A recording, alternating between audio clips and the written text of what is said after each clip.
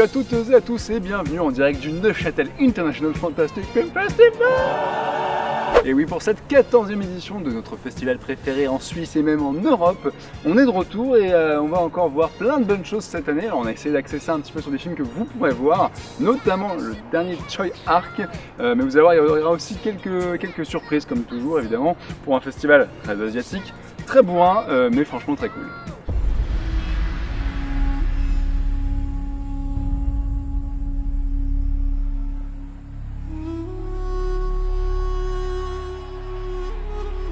现在知道了吧？这就是神都洛阳。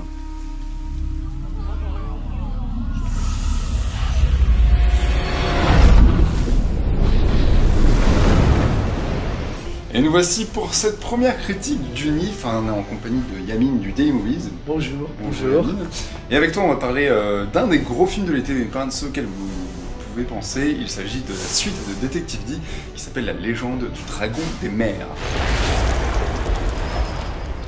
Alors Detective D, pour ceux qui ne savent pas, c'est à la base une série de romans, une espèce de Sherlock Holmes asiatique, et le fameux réalisateur Choi Ark, l'un des plus grands réalisateurs hongkongais qui soit de toute l'histoire, a décidé de s'y attarder, et après avoir fait le mystère de la flamme volante, c'est ça? Exactement. Il monte en puissance avec ce deuxième film. Qui est une préquelle. Qui est une préquelle, c'est important. On suit le début de la carrière de Detective D. Et donc dans cette préquelle, on a quelque chose de très très généreux. Donc ça se passe toujours dans le Moyen-Âge chinois. Il y a de la magie, il y a des combats au sabre avec des gens qui volent partout dans l'écran. Et surtout, Choi Ark. Qui maîtrise grave derrière la caméra. Voilà, qui est toujours son art du cadre et tout. Puis c'est un peu calmé, là, c'est plus cut comme avant. Ouais, là, maintenant, c'est un truc, c'est quand même l'histoire, pour resituer un tout petit peu, donc c'est les débuts du détective avant qu'il ait le grade officiel de détective de l'empereur, et donc de l'Empire en l'occurrence. Et donc en fait il va devoir se retrouver sur une affaire un peu bizarre puisque la flotte impériale a été complètement ravagée par ce qui semblerait être un dragon des mers. Alors il y a une deuxième intrigue aussi qui finit par être liée. Moi j'avais eu un petit problème avec le premier, c'est que j'avais trouvé ça incompréhensible. Trop touffu. Trop dense, et c'est un peu le problème souvent avec Choi Ark. Là il s'est calmé. Il y a beaucoup de gens disent que c'est peut-être son film le plus occidental pour ça. C'est vrai, parce que c'est un hystérique d'habitude. Donc là, ouais. Sur la narration, il y a deux lignes narratives, là on sait tout de suite ce qui se passe. Il n'y a pas tant de personnages parce que on voit un peu l'impératrice qui est très importante, un personnage très très important dans le film, mais vaguement, mais on suit vraiment le détective D, son concurrent entre guillemets dans les enquêteurs impériaux. Et puis, voilà, on est vraiment bien centré, ça marche, ça fonctionne bien. Donc on n'est pas perdu avec 45 personnages qui ont 45 motivations différentes. Donc déjà, ouais, c'est beaucoup plus facile à suivre parce que c'est une narration qui est assez occidentale et il n'y a pas le différent culturel qu'on peut avoir des fois vis-à-vis de ce genre de film. Ou si vous n'avez pas l'habitude de les voir, des fois vous pouvez être très très vite perdu.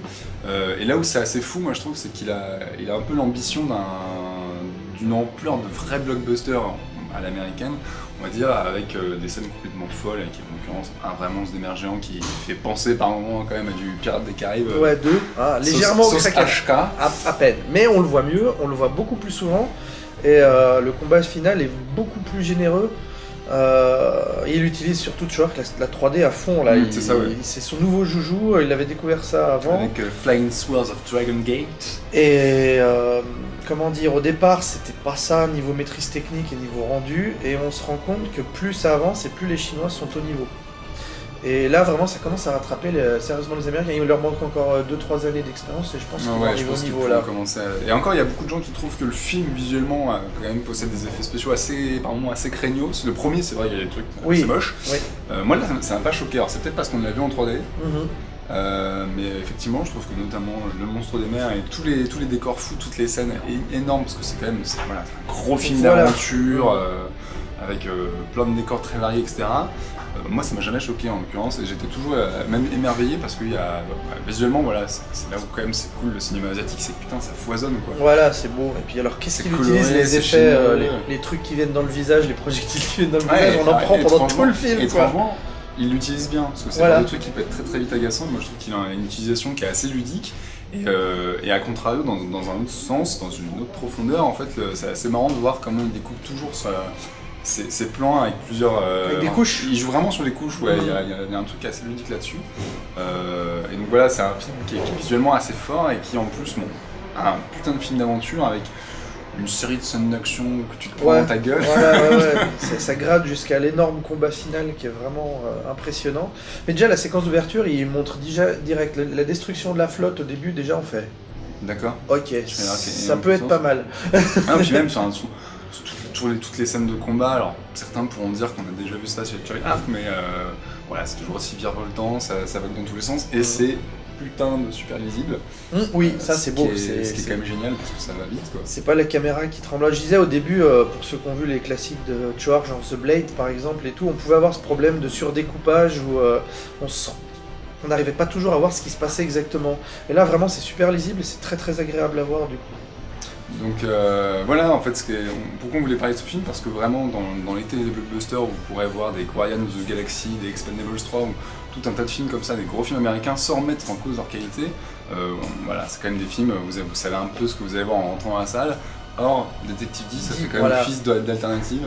Ça peut être une porte d'accès au grand public pour... le cinéma asiatique, un certain cinéma asiatique, parce que tu vois que même s'il fait un blockbuster là, quand même, il y a quand même des traits particuliers de son cinéma dans le film. Donc bah voilà, ça serait bien que l'alternative existe, qu'on n'ait pas un cinéma uniforme. Et là, tu vois qu'il arrive quand même malgré tout à garder une personnalité. Et puis en plus, vous aurez quand même tous les ingrédients du blockbuster, à savoir que vous allez en prendre plein la gueule. Vous laisserez votre cerveau allumé, c'est quand même pas mal pour ce genre de film. Pour comprendre. Et vous ressortirez en disant je vois pas ça tous les jours. C'est quand même voilà, un truc cool. C'est pas le 12e film de super-héros, c'est quand même différent. Voilà. Donc tu vois, Arc, la classe. Moi j'aime beaucoup.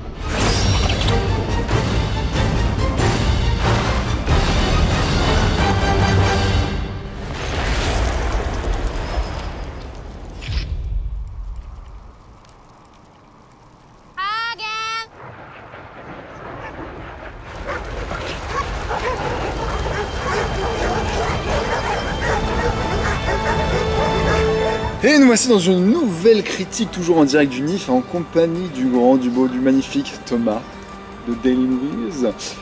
Bonjour Thomas. Il est fatigué, faut pas lui en vouloir. Il est très tôt. Il est très tôt, c'est fin de festival, c'est un peu dur. Et avec toi, on va parler d'un film qui était déjà passé par la case Cannes et qui a bien fait de passer aussi par la case Neuchâtel.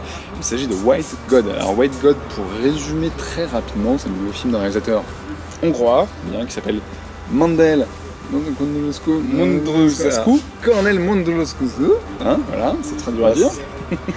C'est pas grave, hein. Et désolé pour lui. Désolé pour lui, ouais, et pour ses enfants. Et alors, est-ce que tu pourrais nous résumer un petit peu ce projet quand même très étrange, qui est probablement le film le plus étrange qu'on a vu ici? Alors, c'est effectivement un projet étrange parce que les personnages principaux, les protagonistes principaux du film sont pratiquement tous des chiens. C'est l'histoire d'une petite fille humaine, ouais. Qui se voit séparée de son chien adoré parce que son père refuse de payer une nouvelle taxe qui est imposée par le gouvernement hongrois sur les chiens bâtards. Et du coup, elle est forcée d'abandonner son chien. Et donc à partir de là, on va suivre son chien dans une espèce de quête à base de vengeance et de découverte, etc. Alors c'est un film qui, moi déjà après Cannes, j'avais entendu quelques échos comme quoi c'était un truc un peu bizarre, et effectivement c'est un espèce de conte, mais pas seulement parce que, comme tu peux si bien le dire, ça se limite pas à un seul genre. Ah bah moi c'est ça, tu viens directement dans le vif du sujet parce que c'est ça qui me parle énormément dans le film, c'est qu'en fait, quand on suit le chien, il y a comme ça un parcours avec des genres successivement explorés par le réalisateur, donc on passe par le survival, film de poursuite, film d'action, film de vengeance, film d'invasion zombie, presque post-apocalyptique. Donc il y a énormément de genres comme ça qui sont abordés par le réalisateur, tout ça avec des chiens, et ça fonctionne extrêmement bien. Par exemple, la course-poursuite, elle est folle. Effectivement, en fait, le film a le mérite d'être très beau parce qu'ils ont reculé devant rien, il n'y a pas juste un seul chien, en réalité, il y en a énormément dans le film. Et on assiste à des espèces de visions presque apocalyptiques comme ça, dans une ville vide qui est infestée par les chiens qui suivent cette petite fille un peu comme l'élu ou le rat, on ne sait pas trop. Et effectivement, ce qui est assez fort, c'est que non seulement le film déjà utilise des chiens et arrive à faire passer énormément de choses par ces chiens-là, notamment dans les phases assez dures, il y a des vraies émotions qui sont véhiculées par le chien, et en plus il ne se limite pas à un seul genre. Alors il y a beaucoup de gens qui trouvent par exemple que c'est un peu du Disney.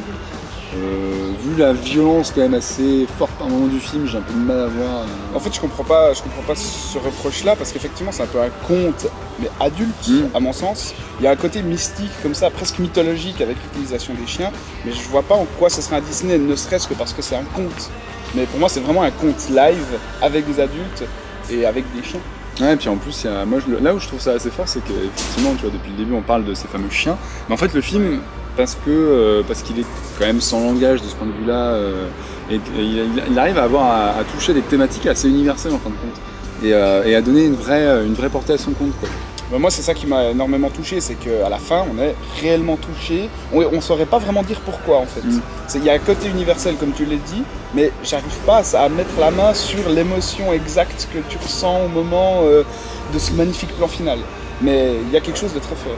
Ouais, magnifique plan final, qu'on ne spoilera pas, mais qui est à mon sens quand même peut-être le plus beau qu'on a vu ici au festival. Et il y a une utilisation de la musique aussi qui est très intéressante, parce que la jeune fille, elle est au conservatoire apparemment, et tout au long du film, elle répète une pièce musicale et un fameux morceau, et l'utilisation qui en est faite avec les plans de ces villes et de ces rues de Budapest vide, c'est dément. Ouais, il y a un truc qui est... on va presque parler de clip, mais en fait c'est juste que le film est extrêmement soigné visuellement. Il y a vraiment un soin apporté au cadre, un soin apporté au montage, justement avec cette musique, qui fait qu'on est complètement emporté. C'est presque une odyssée en fait, quelque part. Dans tout le parcours de ce chien, ça tient quasiment de ça. Donc on ne sait pas encore s'il va y avoir une date de sortie française. Il y en aura une, je pense, mais on ne sait pas exactement quand. Mais en tout cas, ouais, c'est un des films qui nous a plus marqué au festival. Et c'est un film qui prouve qu'on arrive à faire passer autant d'émotions par le visage d'un chien que par la tête d'un acteur, si ce n'est plus. Non, il y a des moments où on était vraiment bouleversé par les émotions sur le faciès des chiens, et je trouve ça assez remarquable. Ouais, puis par moments c'est presque dur, quoi. C'est vrai qu'il fait passer, il véhicule vraiment beaucoup de choses, quoi, et c'est ça qui est assez fort dans le film. Donc voilà, vous n'avez pas l'occasion de voir un film tous les jours avec des chiens, en l'occurrence, même moi qui par exemple n'aime pas les chiens, je suis tombé à 300% dedans. On est les deux des amateurs de chats. Voilà, mais... on pense que le film aurait été meilleur avec des chats, ceci dit, il faut le dire quand même. Mais en l'occurrence, avec des chats, c'était déjà pas mal. Mais c'est cat friendly recommended.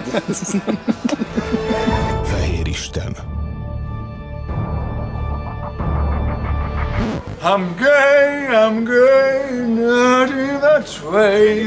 Musicals move me and touch me in ways I can't say. He's gay, but not in that way. I sleep with women, but musicals make me feel gay.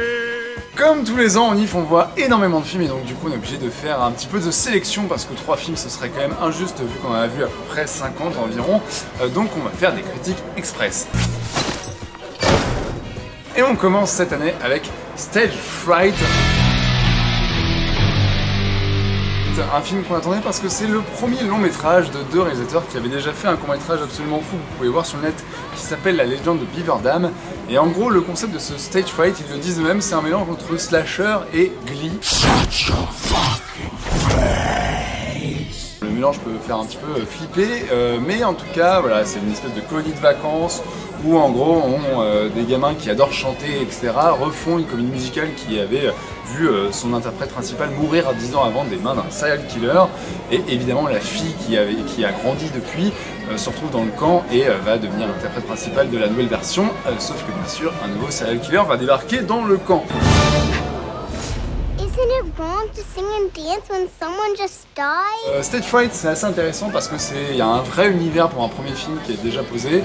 Donc c'est un mélange à la fois de pur slasher old school comme on les connaît tous, avec des nanas qui se font dézinguer la tronche par un tueur qui adore le hard metal et qui fait toujours et à côté c'est une vraie comédie musicale avec des chansons comme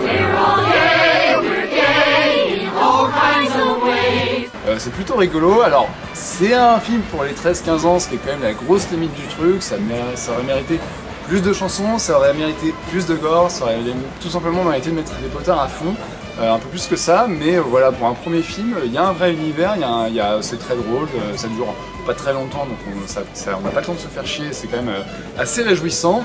Donc voilà, si vous n'avez jamais vu de film d'horreur et que vous avez 13 ans, c'est fait pour vous, et si vous êtes un tout petit peu plus un peu plus curieux que ça, ça devrait vous plaire et on espère qu'ils seront un peu plus fous sur le prochain, qu'ils mettront un peu plus de teenagers plus âgés parce que ça devient quand même un peu bizarre sinon. Et voilà, mais quand même Street Fight, c'est assez la classe. Mom? Cat? You okay? Yeah. I'm fine. Why are you all dressed up? What do you mean? What time is it? Almost 5. Really? I need to get dinner started. Alors au festival, on a vu cette année le nouveau film du génial Gregg Araki qui avait fait Kaboom, Mysterious Skin, Smiley Face et tant d'autres. Et là il revient avec un nouveau film qui s'appelle White Bird in a Blizzard.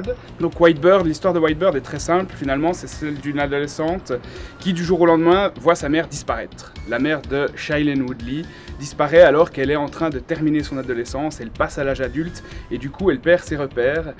Sa mère avec qui elle était en conflit parce qu'elle la trouvait, enfin la mère, blablabla, blablabla. Pourquoi est-ce qu'il va falloir aller voir le nouveau film de Gregg Araki? Parce que je trouve que c'est un magnifique film sur l'adolescence, un film très envoûtant qui se passe dans les années 80 avec une magnifique ambiance musicale, vous verrez il y a une bande son de malade mental.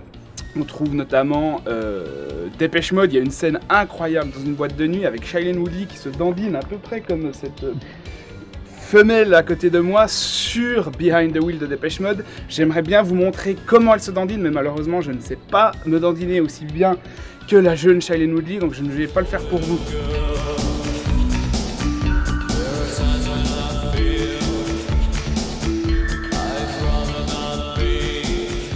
Une ambiance très envoûtante, un peu mystique comme ça. Et ce qui est intéressant dans le film, c'est que ça parle pas seulement de la crise d'adolescence, mais aussi de la crise de la mère qui n'accepte pas de voir sa fille devenir une rivale et devenir plus belle qu'elle et lui rappeler ce qu'elle n'est plus puisqu'elle commence à vieillir. Et raison de plus, c'est que je trouve que Shailene Woodley avec ce film prouve que sa carrière est en train de prendre un virage très intéressant. On pouvait s'attendre d'elle qu'elle commence à faire des gros blockbusters pour adolescents, et là non, elle tourne avec Gregg Araki qui est quand même un réalisateur particulier, donc elle va clairement dans le film d'auteur, et en plus elle accepte des scènes de nudité frontale qui sont assez surprenantes comme ça, et vraiment je trouve que Shailene Woodley prouve qu'elle va avoir une carrière certainement plus intéressante que son acolyte Jennifer Lawrence. Voilà. Il y a un bon suspense, il y a un côté thriller dans le film qui est assez poignant, on sait pas vraiment comment ça va se terminer, et d'ailleurs ça se termine d'une manière plutôt intéressante, plutôt loufoque.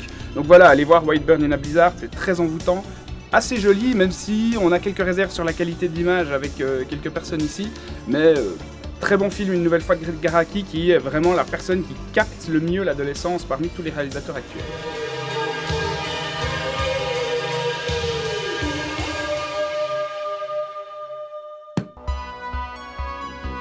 When you get 3 vampires in a flat, obviously there's going to be a lot of tension. Viago was an 18th century dandy. Look, a ghost cap. L'un des meilleurs films que l'on a vu cette année au NIF, il faut en parler dans le noir, c'est What We Do in the Shadows. C'est le premier long métrage de la joyeuse bande de Nouvelle-Zélande qui est derrière la série Flight of the Conchords. Et le principe, c'est un documentaire, bref, un faux documentaire où des journalistes que l'on voit pas du tout d'ailleurs vont explorer et prendre connaissance d'une colocation de vampires. This is my torture chamber. Alors c'est un peu absurde parce qu'il y a le vampire Dandy qui a à peu près 160 ans et le vampire carrément Nosferatu silencieux qui a 800 ans. Et en tout cas c'est assez fou ce qu'ils arrivent à faire déjà parce que le fan footage est très bien utilisé. C'est très immersif mais c'est pas du tout intrusif, c'est vraiment une utilisation intelligente du fan footage. Mais surtout c'est extrêmement drôle. Ils arrivent à très bien se servir du principe des vampires qui vivent à l'époque contemporaine et puis en plus qui vivent en Australie, Nouvelle-Zélande, donc c'est un peu paumé mais c'est assez amusant.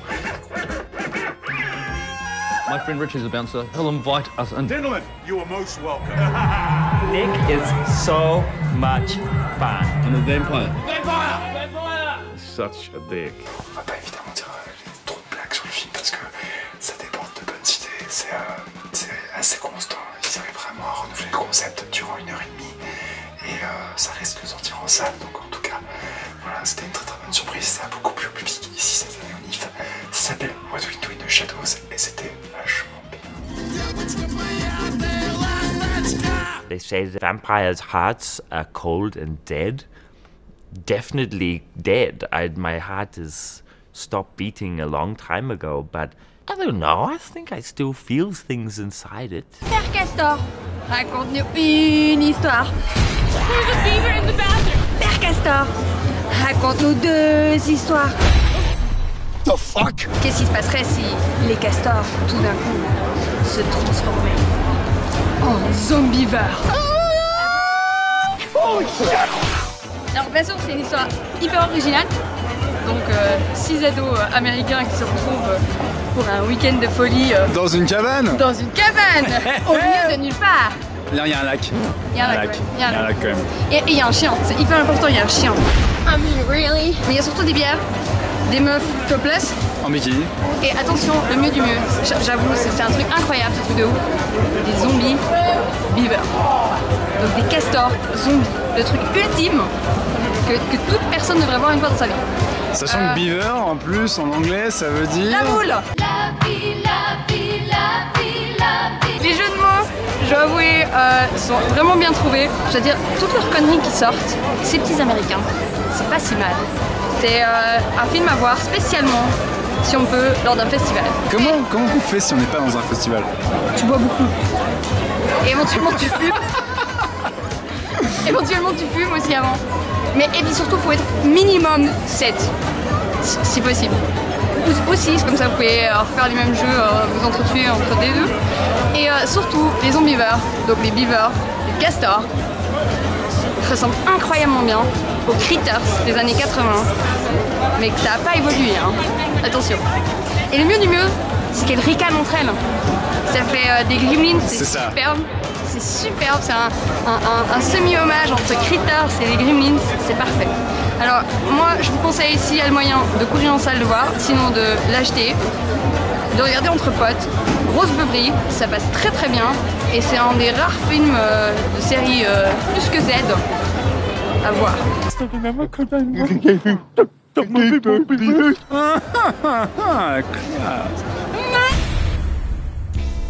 Vous pouvez le voir autour de nous, le NIF c'est désormais terminé, cette édition 2014 où on a vu plein de belles choses, une petite édition mais il y avait quand même de très très belles surprises. Alors on vous rappelle absolument, il faut foncer voir Detective D au mois d'août, je sais plus exactement la date mais bon, vous trouverez à ma place. Et sinon il y a aussi le Greg Araki qui va arriver très très vite, Whitebird in a Blizzard, donc n'hésitez pas à aller le voir. Et on vous rappelle que c'est toujours bon d'aller faire des festivals et que c'est toujours bon d'ouvrir ses horizons pour voir des films auxquels vous n'attendez pas forcément et sortir un petit peu de ses goûts et de ses habitudes. Donc voilà, le NIF c'était très grand, on espère vous y retrouver l'année prochaine. En attendant, n'hésitez pas à poster vos commentaires sur CloneWeb, sur Facebook, sur Twitter et sur tout ce qu'il faut. Et d'ici là, on vous dit à très bientôt, allez au cinéma, c'est super cool, important et c'est toujours bien. Profitez des vacances et à très vite. Ciao. Mon image a l'air dégueulasse. C'est absurde. C'est complètement absurde. C'est cat friendly recommended. Comment faire mieux ça se dit, je ne sais pas. Voilà, c'était cat friendly recommended.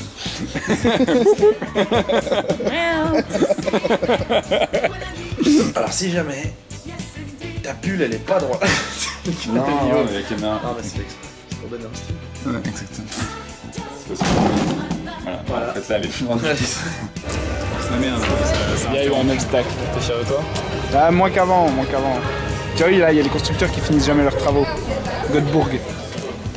Tu étais excellent. Non, j'étais fatigué.